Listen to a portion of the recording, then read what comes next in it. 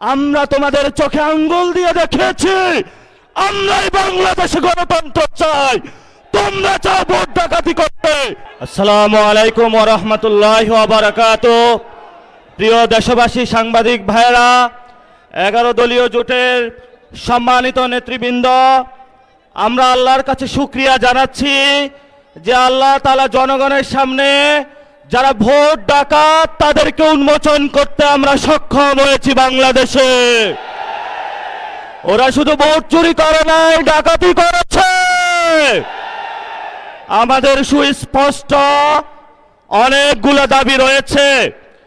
আজকে নির্বাচনের পরে 11 দলীয় যে ঐক্য রয়েছে, আমরা জনগণের সামনে উপস্থিত হয়েছি।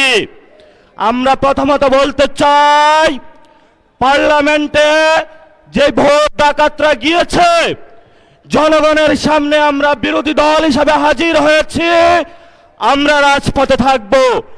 কড়ায় গন্ডায় ইঞ্চি ইঞ্চি করে জনগণের উপরে যারা ভোটের ইঞ্জিনিয়ারিং করেছে, ভোট ডাকাতি করেছে, নতুনভাবে জুলুম চাপিয়ে দেবার চেষ্টা করছে, আমরা তাদের কাছ থেকে বুঝে নেব ইনশাআল্লাহ। আমি সংক্ষিপ্ত কথা বলবো। আমাদের ভাই শহীদ উসমান হাদি আজকে আমাদের মধ্যে থাকতে পারতেন। সংসদ সদস্য হিসাবে ঢাকা 8-এর আল্লাহ ওনাকে শহীদ হিসাবে নিয়ে গিয়েছেন। আমরা বিচারের দাবিতে মাঠে গিয়েছি। আজকেই যেহেতু বিরোধী দলীয় যাত্রা হচ্ছে এই বায়তুল মোকাররম থেকে, আমি সরকারের কাছে আহ্বান জানাবো, দেশের কাছে আহ্বান জানাবো, প্রশাসনের কাছে আহ্বান জানাবো, আপনারা দ্রুত গতিতে শহীদ উসমান হাদি ভাইয়ের হত্যাকাণ্ডের বিচার যাতে হয় সেই উদ্যোগ নিন। আমাদেরকে এতদিন বলা হয়েছে বিচার এবং নির্বাচন মুখোমুখি দাঁড় করাবেন না। আমরা মরিয়া প্রমাণ করিলাম যে আমরা নির্বাচন বিরোধী নই। এখন সময় এসেছে শহীদ উসমান হাদি ভাইয়ের হত্যাকাণ্ডের বিচার করতে হবে।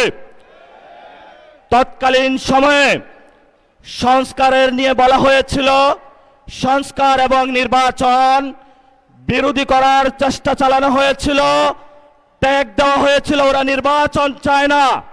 আমরা তোমাদের চোখে আঙ্গুল দিয়ে দেখিয়েছি আমরাই বাংলাদেশে গণতন্ত্র চাই, তোমরা চাও ভোট ডাকাতি করতে। এখন সময় এসেছে, কোন 9-6 চলবে না। সংস্কারে জনগণে যে হ্যাঁ ভোটে ম্যান্ডেট দিয়েছে, দ্রুত বাস্তবায়ন করতে হবে। সাথে সাথে বাংলাদেশে সন্ত্রাস, চাঁদাবাজি, দখলদারিত্ব বন্ধ করার উদ্যোগ নিতে হবে। এবং নির্বাচনের আগে আমরা এই বায়তুল মোকাররমে দাঁড়িয়ে একটি প্রটেস্ট করেছিলাম। ভোট ডাকাতির জন্য আমাদের জামাত ইসলামের এক ভাইকে খুন করা হয়েছিল। আমরা বলেছিলাম আমরা আবার আসব, দ্বিগুণ হয়ে আসব। এসেছে দ্বিগুণ হয়ে। আমাদের ভাইয়ের হত্যার বিচার বুঝে নিতে হবে। রাজপথ সংগ্রাম জারি রাখতে হবে। যেই বোনদের উপরে আক্রমণ করা হয়েছে, পেটে লাথি মারা হয়েছে, বোরকা ধরে টান দেওয়া হয়েছে, গুলিবিদ্ধ করা হয়েছে, পা ভাঙা হয়েছে, প্রত্যেকটির হিসাব কড়ায় গন্ডায় আমরা ইঞ্জিনিয়ার তারেক রহমান থেকে বাংলাদেশে বুঝে নেব ইনশাআল্লাহ। আমরা একমাত্র ভয় পাই কার কাছে?